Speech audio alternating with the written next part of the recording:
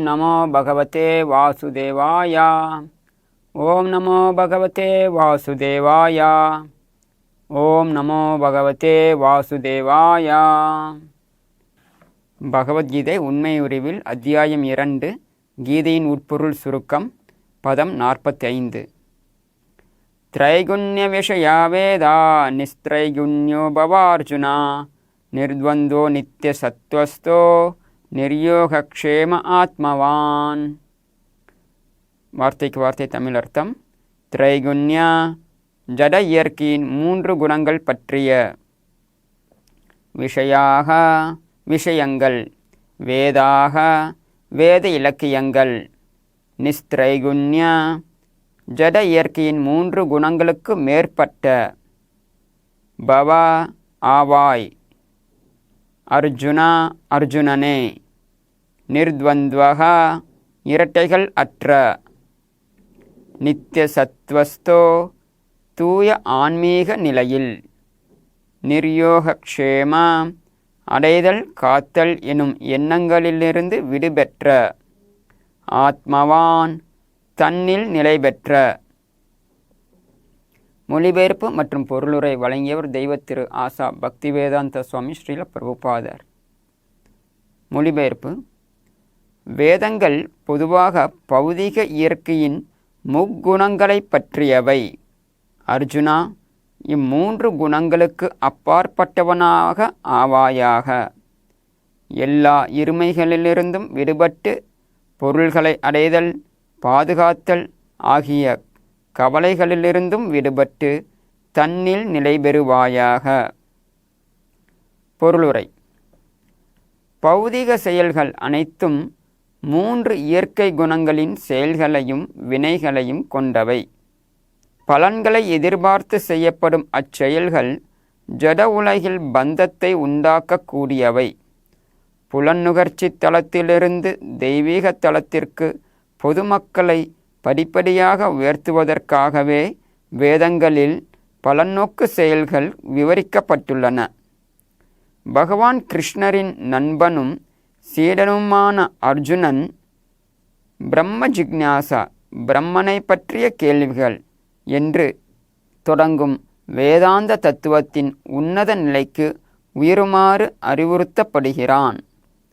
ஜட உலகிலுள்ள எல்லா ஜீவன்களும் வாழ்க்கை போராட்டத்தில் மிகவும் கஷ்டப்பட்டு கொண்டிருக்கின்றனர். இவ்வுலகை படைத்த பின் எவ்வாறு வாழ்வது, எவ்வாறு ஜடசங்களிலிருந்து விடுபடுவது என்று உபதேசிக்கும் வேத ஞானத்தை அவர்களுக்காக அளித்தார் கடவுள். கர்மகாண்டம் எனப்படும் புலநகர்ச்சி செயல்களை பற்றிய அத்தியாயம் முடிந்தபின் உபனிஷதுகளின் வடிவில் ஆன்மீகத்தை உணர்வதற்கான வாய்ப்பு வழங்கப்படுகிறது.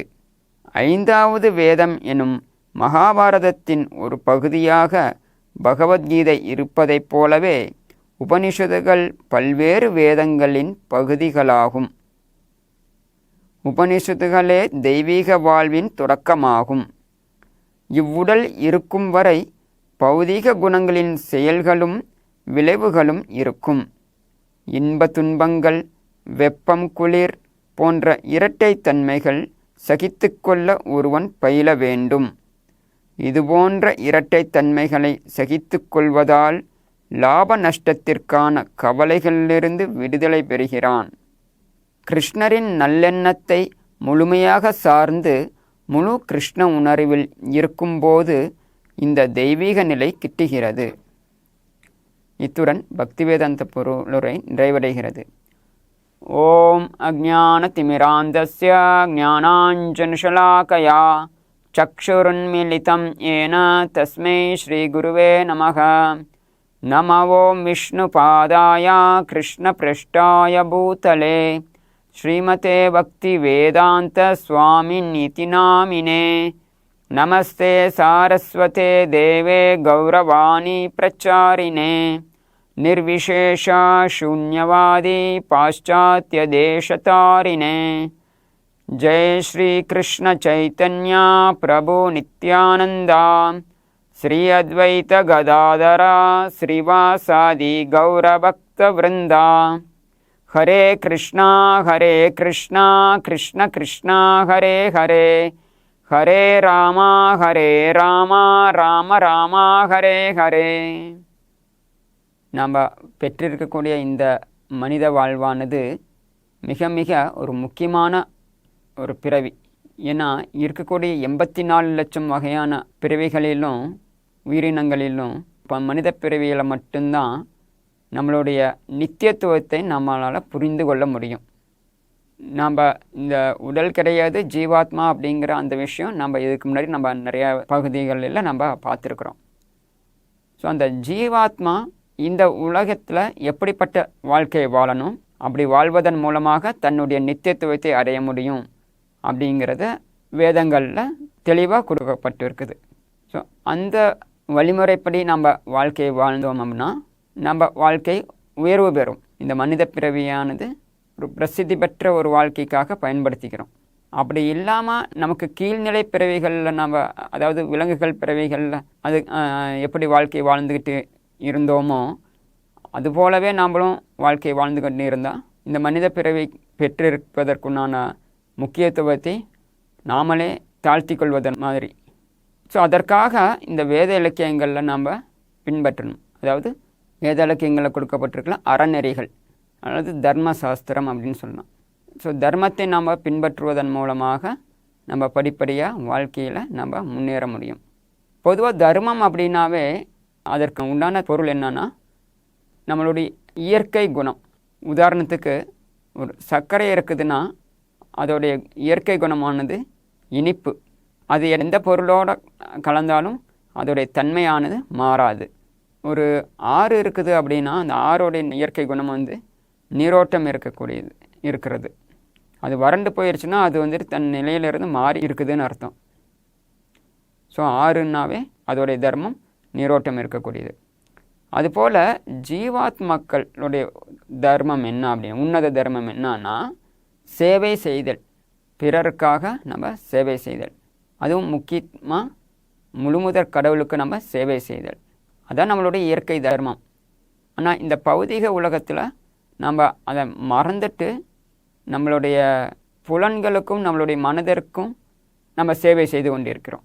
அதாவது புலன்கள் எந்த திசையில் போய்கிட்டு இருக்குதோ, மனம் எந்த திசையில் நம்ம இழுத்துக்கிட்டு இருக்குதோ அந்த திசையில் நம்மளுடைய ஆத்மாவும் பயணித்துக்கிட்டு இருக்குது. வேத நெறிகளை அறநெறிகளை பின்பற்றுவதன் மூலமாக ஒருவன் அடையக்கூடிய நிலை என்னன்னா புலன்களுடைய ஈர்ப்பும் மனதின் ஈர்ப்பிலிருந்தும் ஆத்மா விடுபெற்று பரமாத்மாவின் வழிகாட்டுதலின் கீழே செயல்பட துவங்கும். ஸோ அந்த நிலையை அடைவதற்கு ஒரு வரையறுக்கப்பட்ட வாழ்க்கை நம்ம வாழ வேண்டும். ஸோ தர்மா அப்படிங்கிறது நம்மளுடைய உன்னத குணம் அப்படின்னாலும் இந்த பௌதீக உலகத்தில் நம்மளா அந்த உன்னத இயற்கை தன்மையை நம்ம நேரடியாக பின்பற்ற முடியாது. அப்படிங்கிறதுனால பௌதீக தர்மங்களும் வேதங்களில் சொல்லப்பட்டிருக்குது. பௌதீக அறநெறிகள் உதாரணத்துக்கு சாதாரணமாக மனித வாழ்க்கையில் நம்ம பார்க்கக்கூடியது என்னன்னா ஒருத்தன் ஒரு சத்தியத்தோடு வாழணும், உண்மையை தான் பேசணும், அகிம்சை, அதாவது எந்த மற்ற ஜீவராசிகளுக்கு உடலளவிலையும் மனதளவிலையும் தீங்கு செய்யக்கூடாது, மற்ற ஜீவராசிகளுக்கு கருணை காமிக்கணும், தூய்மை, உடலாலையும் மனதாலையும் நம்ம தூய்மையாக இருக்க வேண்டும், நேர்மை, எல்லா வகையான செயல்களிலும் நேர்மையாக இருக்க வேண்டும். ஸோ இது சாதாரணமாக எல்லாருக்கும் தெரிந்த ஒன்று. அது நம்ம பின்பற்றுகிறோமா இல்லையா அப்படிங்கிறது அது வேறு விஷயம். ஆனால் ஒரு மனிதனாக இருந்தான்னா இதெல்லாமே பின்பற்றணும் அப்படிங்கிறது எல்லாருக்குமே தெரிந்த ஒன்று. ஸோ இதுவும் தர்மத்தின் கொள்கைகள். இதெல்லாம் சாதாரண தர்மம். ஸோ இது அடிப்படையாக நம்ம பின்பற்றுவதுங்கிறது ரொம்ப முக்கியமும். ஆனால் இதிலிருந்து இன்னொரு நிலைக்கும் நம்ம போகணும். இது எல்லாருமே எப்படிப்பட்ட ஒரு மனிதனாக இருந்தாலும் இதை பின்பற்ற வேண்டும்.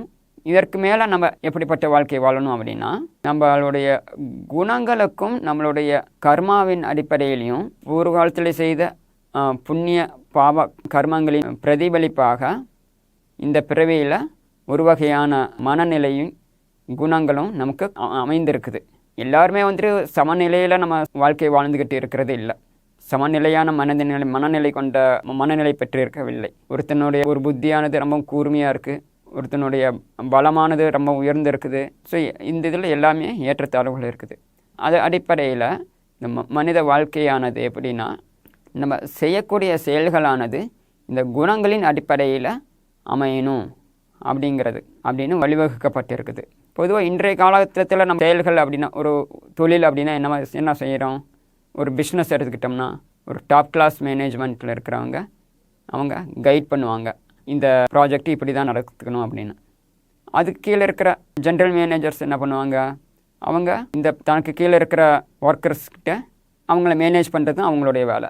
அந்த ஒர்க்கர்ஸ் என்ன பண்ணுவாங்க? அவங்க ப்ராஜெக்டை அவங்களுடைய மேனேஜர் சொல்கிற மாதிரி எக்ஸிக்யூட் பண்ணுவாங்க. ஸோ இப்படி ஒவ்வொருத்தரும் தன்னுடைய செயலை செய்யும்போது ஒரு ஃபைனல் ப்ராடக்டானது வெளியில் வருது.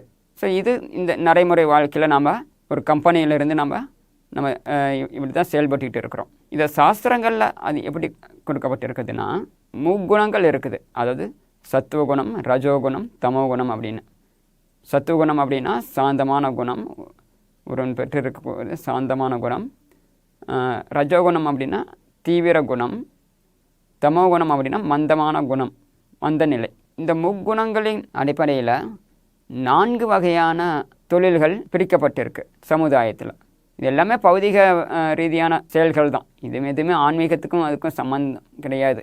ஸோ 4 வகையான தொழில்கள் என்னென்னா, அது நமக்கு முன்னாடியே பார்த்துருப்போம். பிராமணர்கள், சத்திரியர்கள், வைஷ்யர்கள், சூதரர்கள் அப்படின்னு.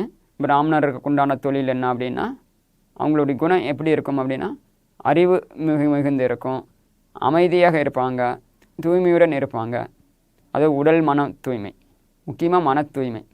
அவங்களுக்கு உண்டான கடமை என்ன அப்படின்னா, மற்றவங்களுக்கு பாடம் சொல்லிக் கொடுக்கறது, கற்பித்தல், மற்றவங்களுக்கு வழிகாட்டுதல்.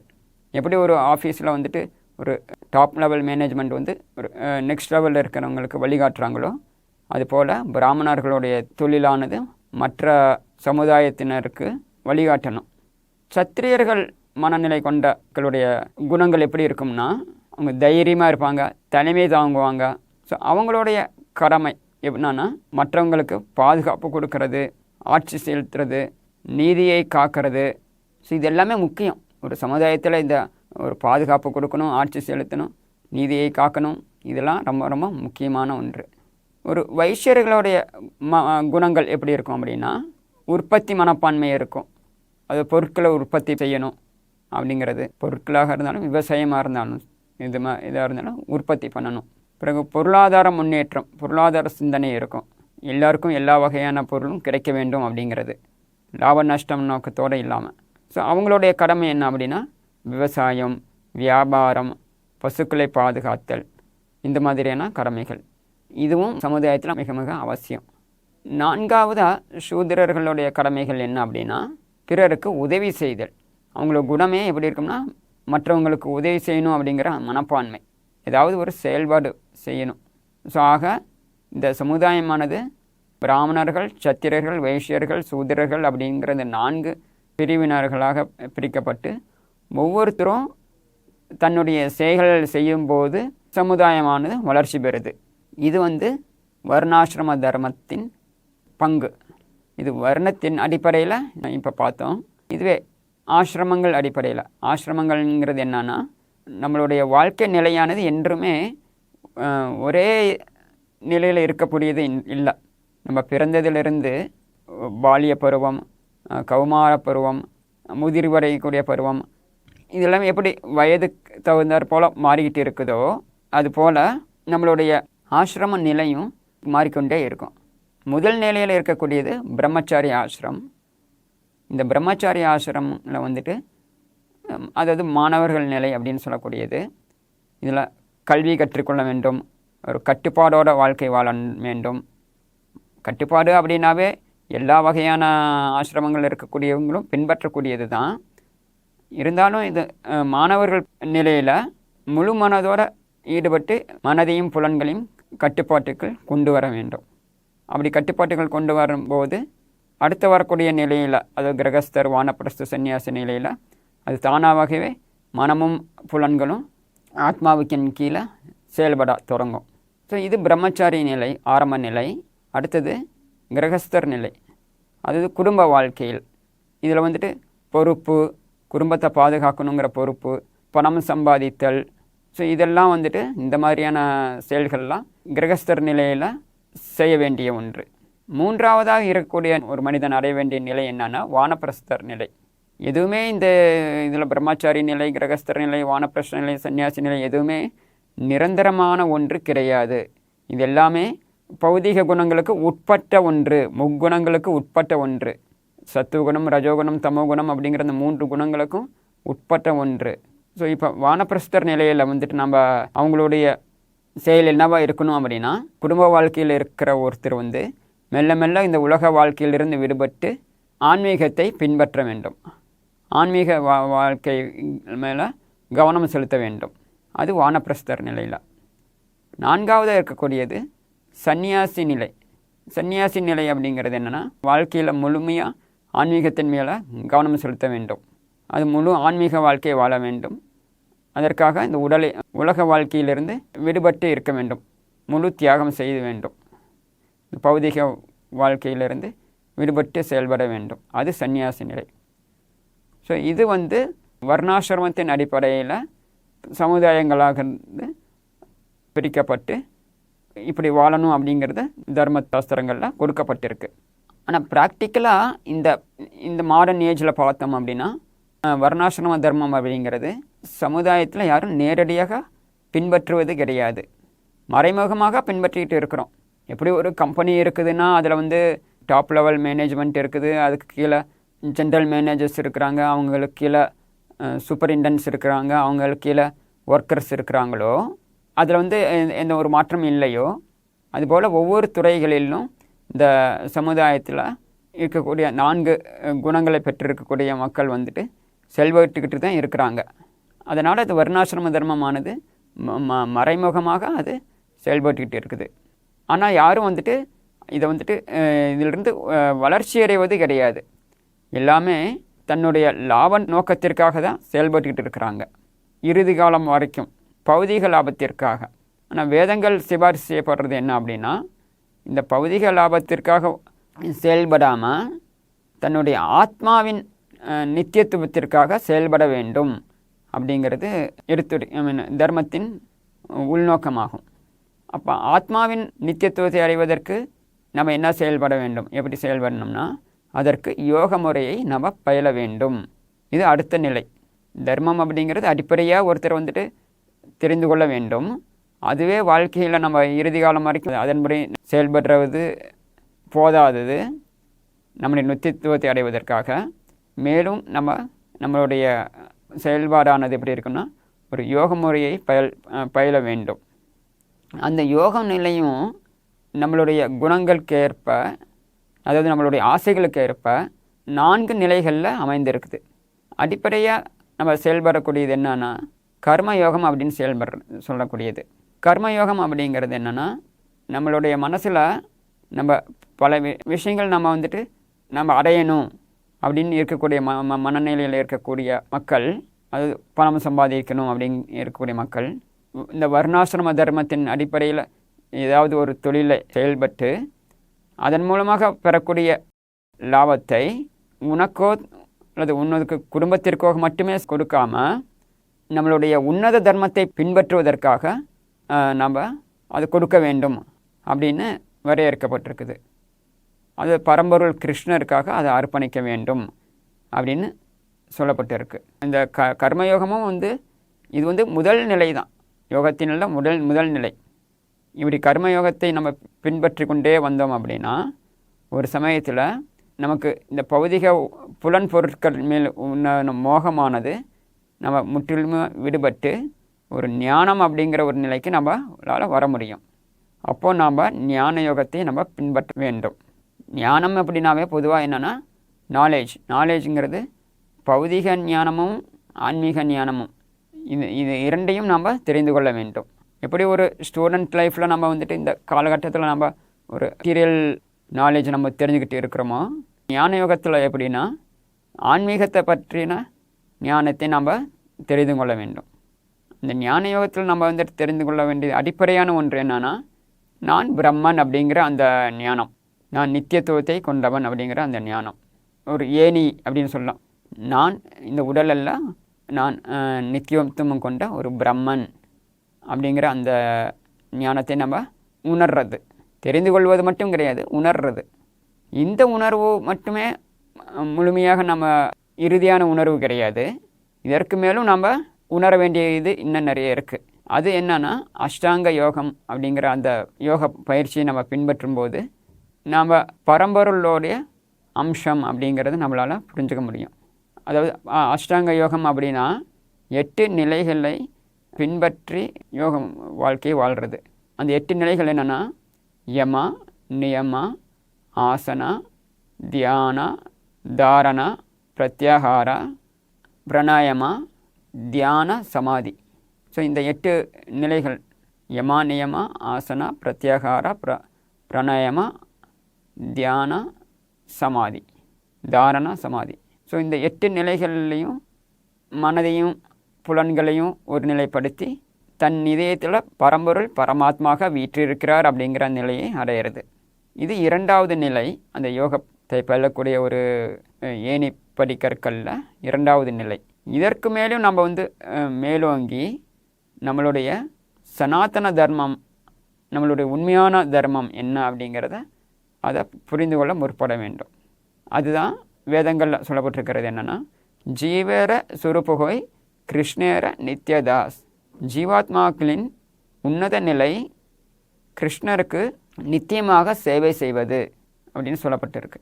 நம்ம எல்லோரும் கிருஷ்ணருடைய நித்திய சேவகர்கள் அப்படிங்கிறது அந்த நிலை நம்ம என்னைக்கு நம்ம புரிந்து கொள்கிறோமோ அது அன்னைக்கு தான் நம்ம அந்த 3 குணங்களிலிருந்தும் நம்ம ஒரு முற்றிலுமாக விடுபட்டு நம்ம வாழ்க்கை வாழ முடியும். ஸோ அதை எப்படி நம்ம அடைய முடியும்னா பக்தி யோகத்தின் மூலமாக நம்ம அடைய முடியும். பக்தி யோகம் அப்படிங்கிறது 9 வகையான ப்ராசஸ்ஸை நம்ம ஃபாலோ பண்ண வேண்டி இருக்கும். அதில் என்னென்னா ஸ்ரவணம், கீர்த்தனம், ஸ்மரணம், அர்ச்சனம், வந்தனம், தாஸ்யம், சக்கியம், ஆத்ம நிவேதனம். ஸோ இந்த 9 நிலைகளில் நம்ம பின்பற்றி பக்தி யோகத்தை நம்ம பின்பற்றினோம் அப்படின்னா நம்ம முழுமையாக இந்த முக்குணங்களிலிருந்தும் விடுதலை பெற முடியும். அதாவது பௌதிக பந்தத்திலிருந்து நம்ம விடுதலை பெற முடியும். ஸோ அதனால தான் இந்த பதத்தில் கிருஷ்ணர் வலியுறுத்துறது என்னென்னா, பொதுவாக வேதங்களில் முக்குணங்களின் செயல்பாடுகள் பற்றி விவரித்து கொண்டிருக்கின்றன. இந்த இதை பின்பற்றி அடிப்படையில் நம்ம பின்பற்ற வேண்டும். ஆனால் இதிலேயே நம்ம இருந்து விடக்கூடாது. இது இறுதி இலக்கு கிடையாது. இறுதி இலக்கானது பகவானுடைய திருப்திக்காக, கிருஷ்ணரின் திருப்திக்காக செயல்பட வேண்டியது. ஆக அந்த இறுதி இலக்கை அடைவதற்காக இதிலிருந்து நீ மேலோங்கி யோகத்தை பயிற்சி செய் அப்படிங்கிறது இங்கே இந்த பதத்தில் கிருஷ்ணர் அர்ஜுனனுக்கு வலியுறுத்துகிறார். ஸோ இது நடைமுறையில் நம்ம இந்த கலியுகத்தில் எப்படி நம்ம செயல்படுத்த முடியும். ஏன்னா நடைமுறையில் நம்ம எல்லாமே எல்லாத்துலேயுமே நமக்கு ஒரு கலப்படம் மற்ற ஒரு வாழ்க்கை தான் நம்ம வாழ்ந்துக்கிட்டு இருக்கிறோம். சாதாரண தர்ம கொள்கைகள்லேயே நம்ம யாரும் பின்பற்றுவது கிடையாது. யாரும் சத்தியம், தூய்மை, அஹிம்சை இதெல்லாம் முழுமையாக பின்பற்றுவது கிடையாது. அல்லது நம்மளுடைய தொழில்கள்லேயும் நமக்கு எல்லாத்துலேயும் கலப்படமாக தான் இருக்குது. அதாவது தொழில்கள் அப்படின்னா வர்ணாசிரம தர்மங்கள் அதன் அடிப்படையில் நம்ம செயல்படுவது கிடையாது. பிராமணர்கள், சத்திரர்கள், வைஷ்யர்கள், சூத்திரர்கள், பிரம்மச்சாரி, கிரகஸ்தர், வானப்பிரஸ்தர், சன்னியாசி அப்படிங்கிற அந்த ஒவ்வொரு நிலைகளுக்கும் இருக்கக்கூடிய கடமைகளில் நாம் யாரும் முழுமையாக செய்வது கிடையாது. ஸோ இப்படிப்பட்ட ஒரு வாழ்க்கை நிலை வாழ்ந்துக்கிட்டு இருக்கிறோம். இந்த சமுதாயத்தில் நம்ம முன்னேற முடியும் அப்படின்னா கண்டிப்பாக முன்னேற முடியும். அது சாஸ்திரங்கள் அது அதுக்குண்டான வழிமுறையும் கொடுக்கப்பட்டிருக்குது. அதுதான் பக்தி யோகம். பக்தி யோகத்தை அதாவது கர்மயோகம், ஞான யோகம், அஷ்டாங்க யோகம் அப்படிங்கிறது பின்பற்றி தான் பக்தி யோகத்துக்கு வரணும் அப்படிங்கிற அந்த நிலை கிடையாது.